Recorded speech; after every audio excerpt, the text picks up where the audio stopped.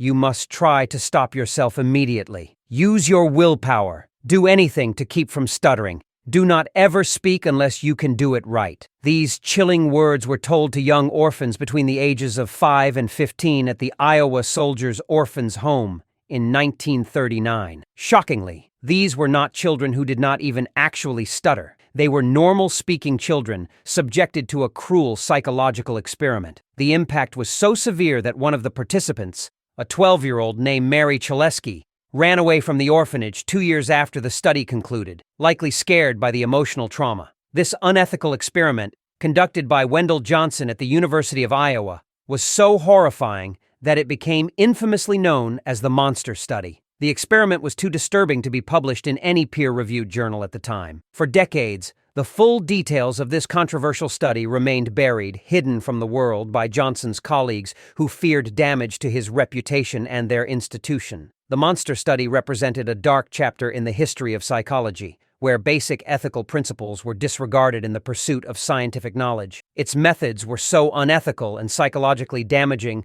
that when the truth finally came to light years later, the University of Iowa was compelled to issue a formal apology and pay $1.2 million in settlements to the victims and their families. The monster study was born out of a seemingly noble pursuit to understand and find cures for stuttering in children. In 1939, Johnson recruited 22 orphans from the Iowa Soldiers' Orphans' Home to participate in his experiment. Some of these children already had a stutter, while others spoke fluently. Johnson's graduate student, Mary Tudor, was tasked with conducting the study under his supervision. The children were divided into 2 groups, and a shockingly unethical intervention was devised. One group, consisting of both stutterers and non-stutterers, was praised for their speech, regardless of their actual abilities. The other group, however, faced a cruel form of psychological torture. Tudor would visit the orphanage every few weeks and follow an agreed-upon script with each child in this second group. She would tell the non-stuttering children,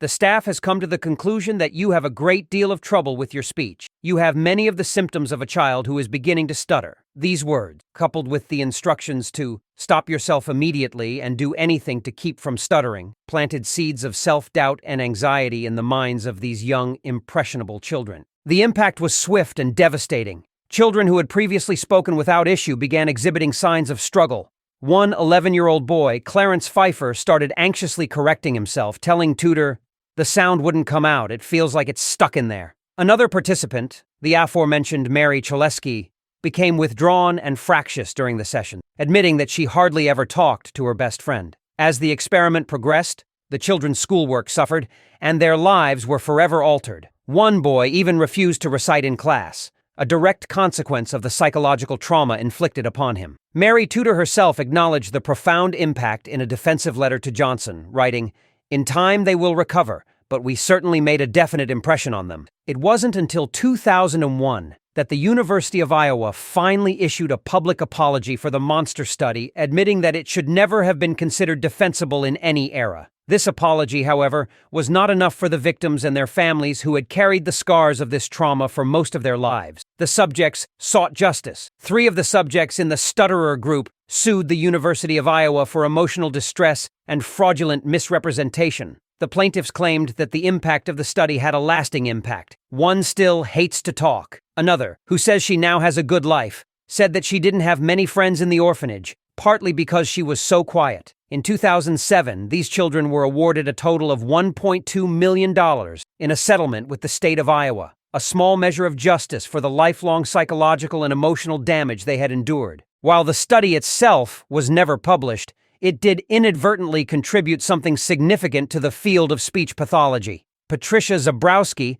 a professor at the University of Iowa, acknowledged that the monster study contained the largest collection of scientific information on the phenomenon of stuttering at the time. Johnson was among the first to discuss the importance of stutterers' thoughts, attitudes, beliefs, and feelings, insights that continue to influence our understanding of the disorder today. However, the ethical transgressions of the monster study cannot be overlooked or justified, even in light of its scientific contributions. It serves as a haunting reminder of the importance of ethical principles, transparency, and consent in psychological research. Mary Tudor, The graduate student who carried out the cruel interventions expressed deep regret about her role in the study before her death. She maintained that Johnson should have done more to reverse the negative effects on the children's speech and well-being, a sentiment echoed by many who have since learned about this dark chapter in psychology's history. Like and subscribe to our channel to learn more about how our brains work, groundbreaking psychology theories and experiments,